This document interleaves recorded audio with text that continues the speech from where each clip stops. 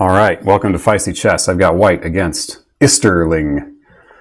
On lichess, I'll play e4, c5. All right, I haven't played against the Sicilian in a while. I'll pull out my trusty Morra Gambit.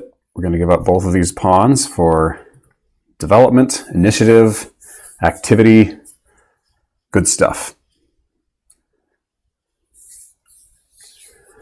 I have a pretty good record. This is probably, with the Morra Gambit, this is probably the opening I know better than any single other opening. So most of the time you play your knight here, you play your bishop here, against most things that black does. Okay, against this, I like to castle. Black will probably take and get the bishop pair for our troubles.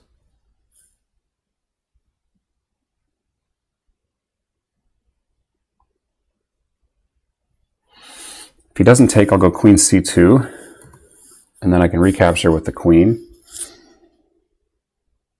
Knight e7.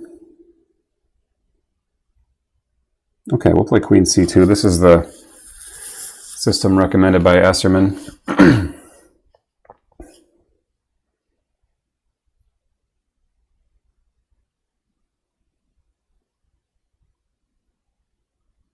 Okay, let's go ahead and put a rook here so the d5 break isn't... Is it still possible?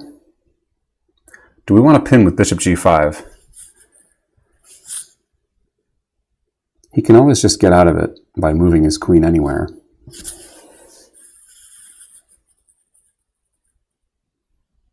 Maybe a3 is the way to go, forcing black's hand here.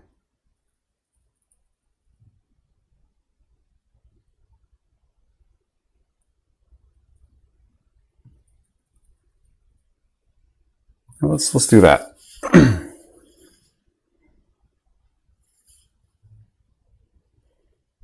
Planning to recapture with the queen.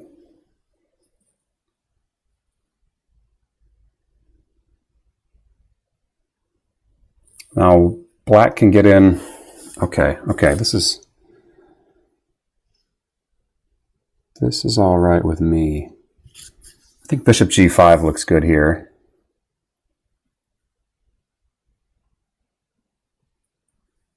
I think this pin is more effective now because his queen can't come here, which would have been the best spot for the queen to go to break the pin. Okay, he wants to play h6.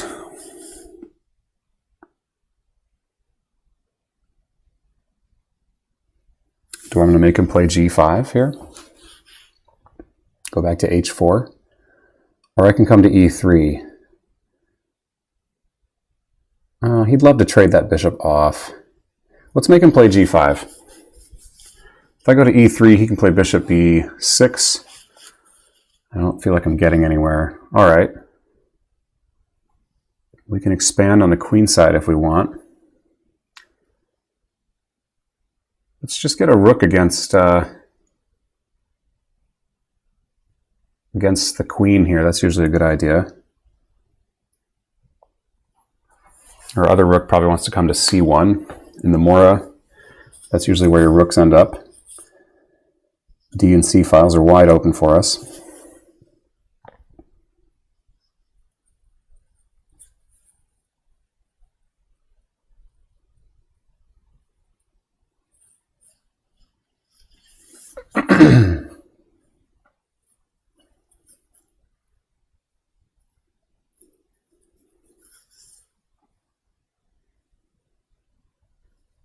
I'm wondering about knight d5 in this position. It's probably terrible. And now he's trapped his bishop. So I can win a piece here. This has got to be the right move.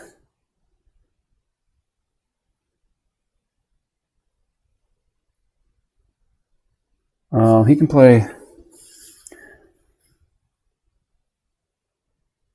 You play knight to d4, and then it gets complicated. I can't think of anything else I should be doing, though. Oh, knight to d4, and his knight is hanging on e7, so Our bishop is well placed back there on h4. Actually, knight d4, and I can just simply take on a5, right? Because I'm hitting his queen. If he takes my queen, I take his. I'm just up a bishop. His knight's not threatening anything else from c2. So knight here, take. All right, he doesn't go for that. He's probably going to retake with the queen. Okay.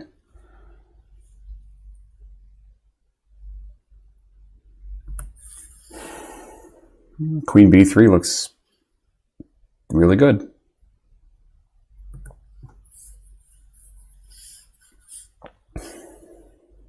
His queen's got to go to c5.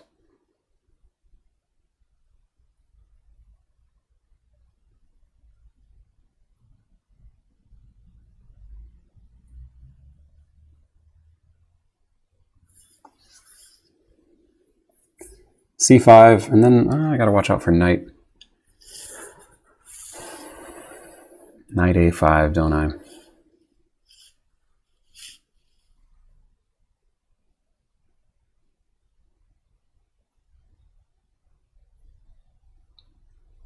I'm up a piece. I can always just grab here and simplify.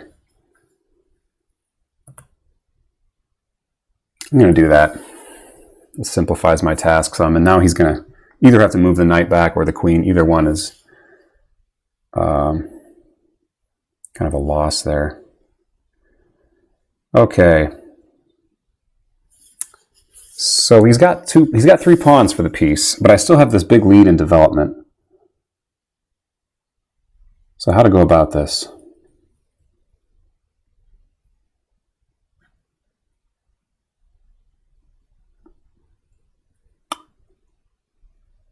And go e5 here, but then knight c6.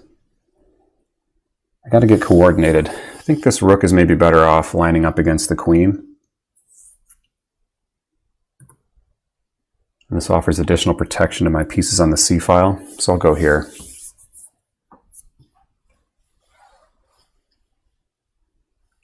Ooh, maybe knight a4 there would have been a better try, and then I could land a knight on b6. I'm still threatening that, but he can play b5 now with pretty good effect, I think.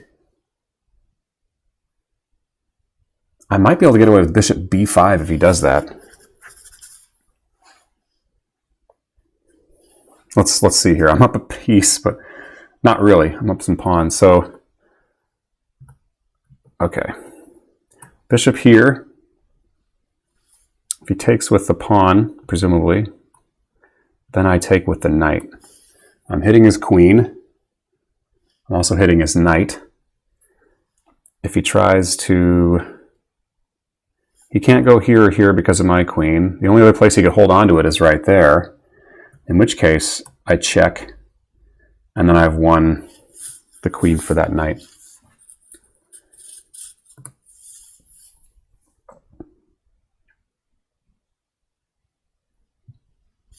I could also just drop the bishop back.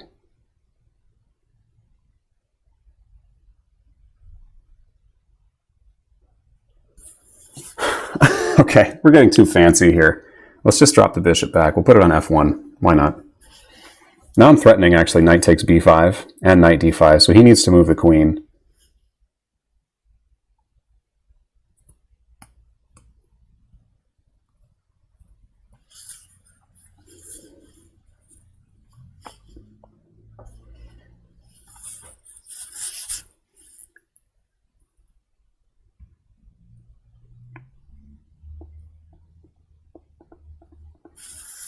Okay, he's going to get that bishop on the diagonal.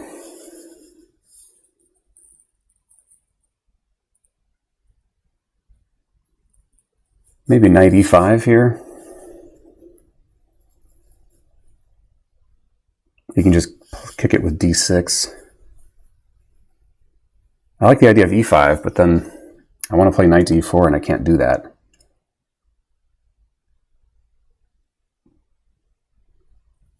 Maybe getting my queen to a better spot.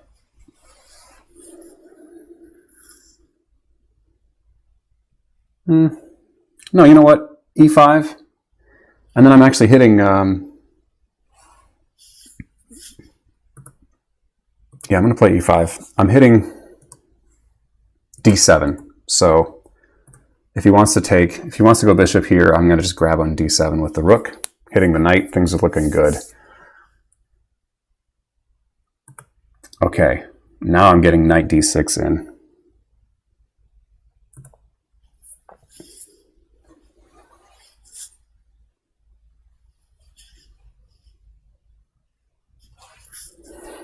I got to watch time here. Got a really good position. I am not interested in losing another game on time. Could also put a rook on d6. Although the knight certainly looks more natural.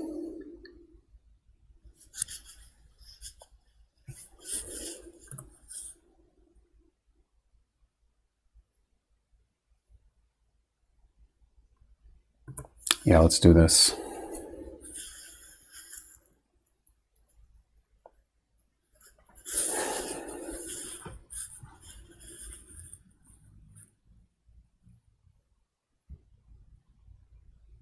Okay, I'm planning on just slowly building a battery out of bishop and queen. So I'm going to get my bishop on this diagonal, put it on b1.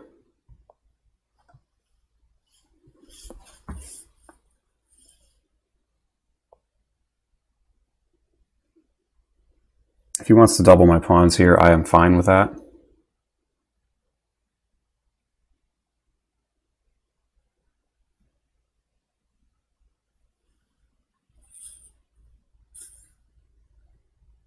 Can I go knight to c4 here? No, not a good idea. I'll just drop back to b2. I have another defender on my pawn this way. And I'm not worried about this. That solves my back rank problems for one.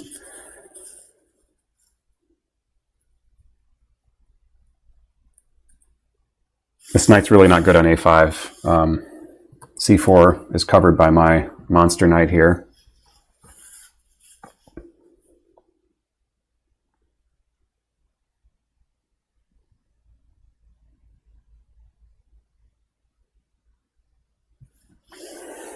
Is this really a worthwhile plan? I mean, I get my pieces doubled up and then g6 kind of...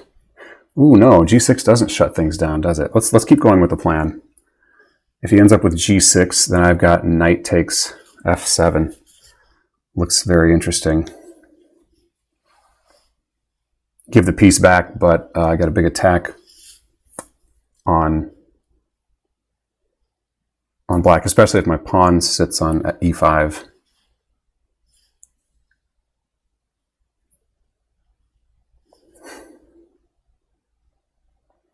Okay, he's getting his pawns rolling. So let's keep going with our plan.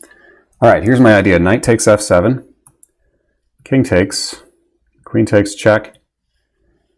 Yeah,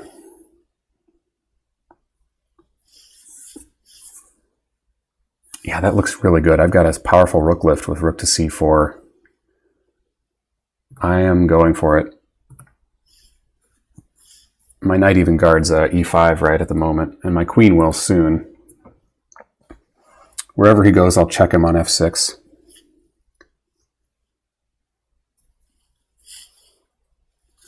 So I'll have to go back to the back rank. Now this is more like it. I'm back to, ooh, I can even eliminate this pawn with a check.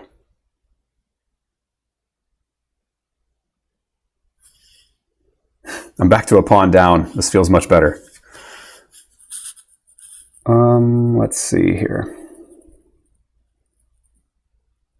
Yeah, eliminating this pawn with check seems good because I might want to deliver a key rook check on b4. Well,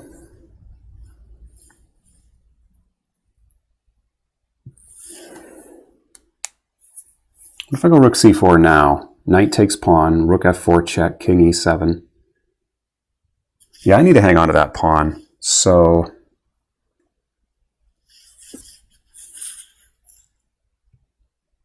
yeah, I'm just going to grab this pawn up. Unfortunately, that means I'm not a pawn down anymore.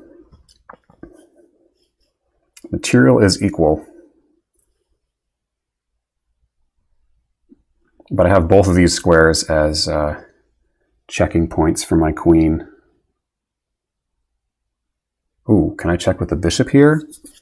Get my bishop in the attack? And I might not need a rook lift. Bishop check. King has to go to e7. And then queen g7 is mate, right? Let's double check. Bishop g6. King e7 is the only move. Queen g7 is mate. So here it is.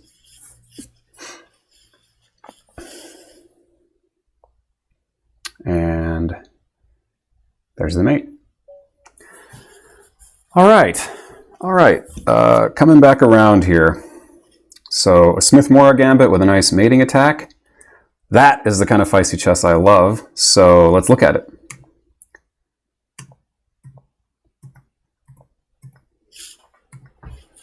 Okay, my favorite gambit, although there are many, but the Morra is what I've never liked about the Sicilian Defense, and I don't play it myself. It's a fine opening. I don't like how it kind of eschews the principle of development. So c5 doesn't help black get any distance towards castling. It doesn't help him get his minor pieces out at all. It opens a diagonal for the queen, but that seems kind of minor. So I think of the Morra Gambit as a way to try to punish it, right? Because if you're going to neglect development, then I will pursue development wholeheartedly. And now there's a lot of gambits similar to this. With if black plays say e5, so there's the. Oops, I got to get to the analysis board before I do this. So if black plays e5 instead, there's the Danish, and you can do the full-blown Danish where you bring the bishop out and then capture on b2 with the other bishop. But there's also this version of the Danish. And yeah, white's got development for his pawn. Maybe not quite enough. The computer isn't always to be trusted here, but the computer thinks black has an advantage. Anyway, the difference between this and the Morra Gambit is, well, now black has two center pawns, so that's something. But he's not any closer to castling, and that in a gambit is more important to me. I can keep the king stuck in the center. Okay, so knight c6, knight f6. These are very normal moves. In this variation, usually I've seen this most often. Black just takes here, and I got the bishop pair. I have a little more control over the center with a c pawn. So, but since he didn't do that, I went ahead and played a move that allowed me to capture on c3 with the queen. So the computer likes black a little more here. Rook d1 is the main move. Yeah, so Esserman played black in this game. He's the guy that wrote the book. Mark Esserman wrote the book on the Morra. Best book on the Morra, Mayhem in the Morra. I'd have to look at the book again to see what he recommends right here. I know he recommends queen to c2, and then it gets kind of fuzzy. Castling, I'm presuming, is the most common move there. Rook d1 would make sense. I went for a little bit more forcing line. The computer doesn't like it. Probably not the right idea. If black wants to take on c3, make him do it without giving him a tempo for it. Although a3 is somewhat of a useful move because it keeps a knight out of b3 and it expands on the queen side. Out of b4, I mean. So yeah, here, yeah, we're out of the book now. There's no game found.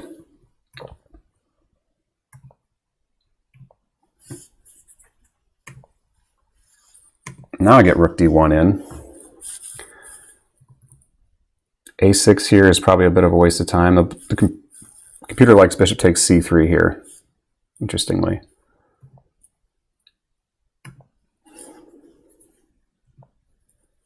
And that was a big mistake. Ooh, huge swing there. And I was looking at knight d4.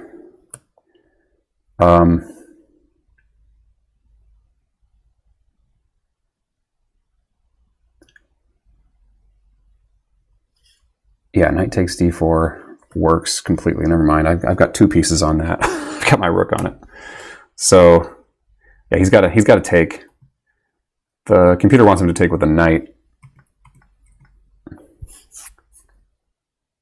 I could just go bishop f1 here. I guess that makes sense.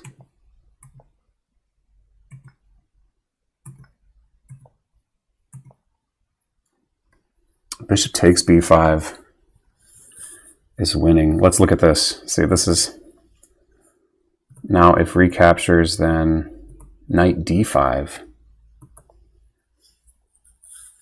Sure, same idea. Same idea. I looked at bishop d5, but didn't see bishop takes b5 the same way. So now I'm up a pawn, and this knight's going to go. And this knight looks kind of trapped in by all these pawns. But if it comes to it, I can always just grab the bishop on c8. It wants me to go knight e5, though. Now I'm threatening to take the bishop on c8 and then take on d7.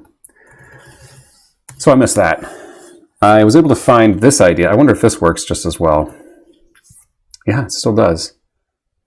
If takes here, then this is the same problem. No, wait, not queen d6. Queen d6 and now knight c7. Still enough to win. I mean, we're not down a piece, right? We're just down some pawns. So I'm going to win an exchange here, or better, I guess. Queen f6, and you just win this rook. Wow. So that would have worked. I kept it simple with bishop f1. Ooh, the computer did not like that move. Now if bishop b7 immediately, why not this? Bishop takes. Knight g6, and I can't hang on to that pawn very well, can I? f4 is the way to do it. But knight takes f4, what, right? Okay, that's getting confusing. So I risked that when I played e5. My opponent just went back with his knight. He didn't want to give up that d7 pawn, but honestly, you might as well give it up at this point if you can get counterplay on the king side like that variation showed. Like bishop d3 now. But now I just have this dominating position. That knight is the king of the board.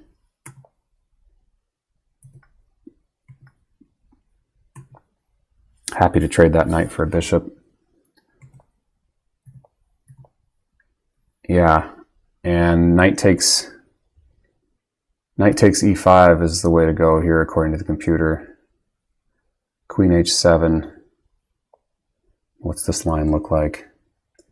Bishop e4. Just holding on to f6. And if f5 to try to kick that bishop, and there's a mate. Really? Queen h8? Oh, because my knight is protected. Right. Yeah, there's the mate.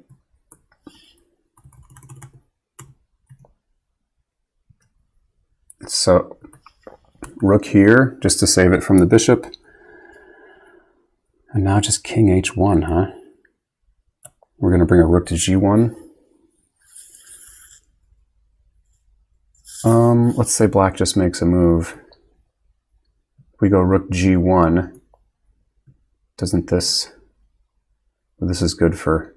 It's good for black. That doesn't work. So queen h8. Yeah, we're going to get this this pawn. Oh, this is why king h1, because otherwise you're going to run into rook g8 pinning the queen to the king. Now if rook g8 right now, oh, you just take on e5. Okay.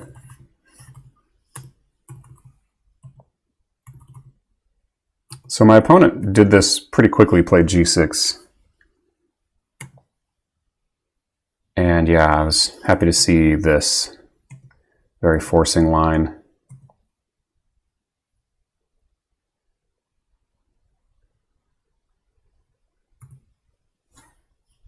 Okay, king f8,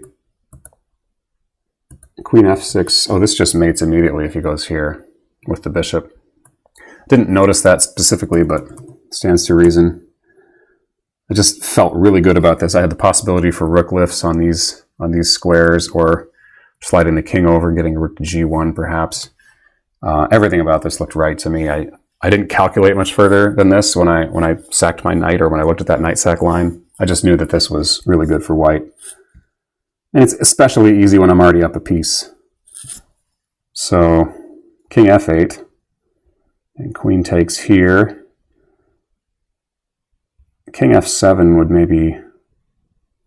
No, king f7 runs into the same mate as in the game. In the game, you play king e8, and bishop g6 would mate in either of those cases because it's going to end the same way. So instead, a better try is king to g8. It's not really much of a try though. You run into this classic checkmating idea. And again, if he goes back here, we've got this same checkmate. But this is the classic drop the bishop back one square, and now we're just mating like this. So that would have held out a couple more moves. So yeah, it's a forced mate as soon as he takes the knight. Apparently knight to e7 is going to hold on a little better. And then I'm coming in with this. Yeah, well, that's a game anyway.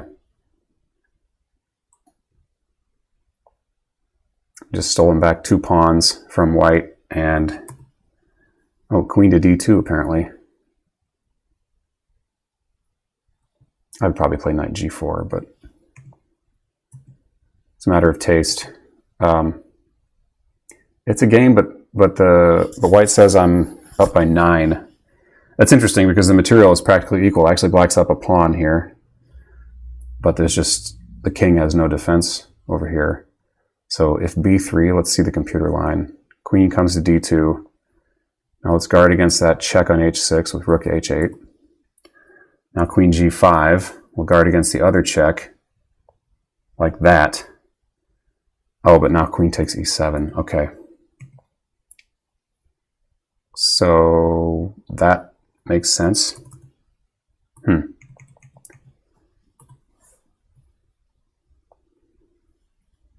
Oh, rook takes d7. There's just too much firepower lined up. White's pieces are completely mobile and activated, and the king is not really have any defenders, or enough anyway. Okay. That's the Morra Gambit. A good exhibition of that. Black accepted, went up a pawn, but look at this point, all of white's pieces are out. The development is complete. You're castled, and all of your minor pieces are out. Your rooks are connected. And black has 3 minor pieces out, and he is castled, but this bishop is just so buried, and this rook is a long way from coming in the game. The rook never did come in the game.